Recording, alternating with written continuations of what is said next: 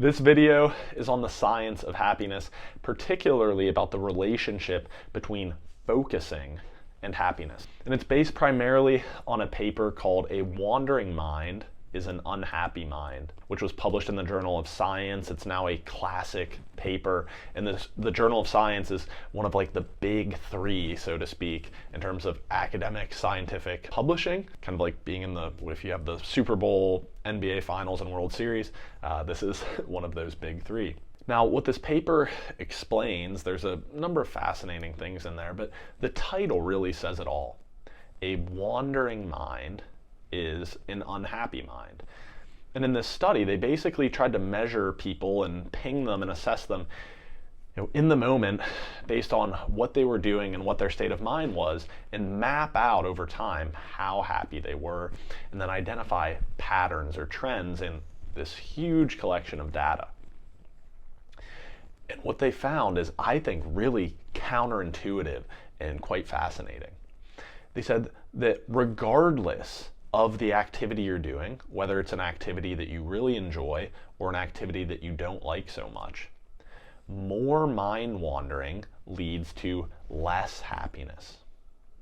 So let's break that down. Because what we might think is that if we're doing something we don't really enjoy, it's like, I'm going to go fantasize about something else, or I'm going to try to distract myself, I'm going to listen to music, I'm going to do whatever.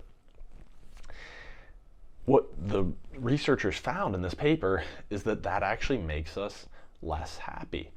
And they said that the mind does have a tendency to drift towards mostly, no, I wouldn't say mostly, but the majority positive things. So when they tracked where minds were going, it was like something like 40% of the time, it was generally we were thinking about sort of pleasant thoughts or fantasies. About 30% of the time was more negative, and then another 30 or so was just sort of neutral.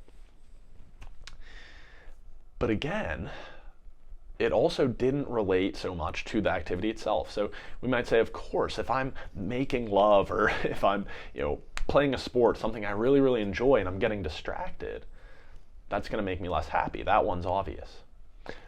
But as this paper points out, even for activities like maybe cleaning or doing chores, administrative stuff, things that we don't like so much, that same pattern, that a wandering, distracted mind, made us less happy. So the takeaway here, even if it's something that you don't like doing, it is best to try to remain present, to not let the mind wander, and not intentionally, as we often do sometimes, distract ourselves. And I think I've maybe even seen this coming through with a personal example. Is there are certain things in my business that I don't love doing, like reviewing monthly financial statements. And I tend to find that if I try to, say, review my Excel file while listening to a podcast or something, it sort of is almost frustrating, because it's like I'm trying to pay attention to the podcast but not really hearing it, and so I'm moving really slow through the Excel file, and it's sort of like I'm not really getting anything from the podcast, but then I'm also taking forever, and it's sort of like I'm almost switching back and forth, and it just makes the whole experience much longer, much more tedious, and much less enjoyable. Whereas if I actually just get in the zone in this Excel file, I might be able to get through it all in 45 minutes, and I don't really notice it not being enjoyable because I'm immersed in the activity itself. So I'd be curious for your own life, you can maybe see some examples of this, but the sort of scientific piece here is that when it comes to happiness, we should really do our best to be present.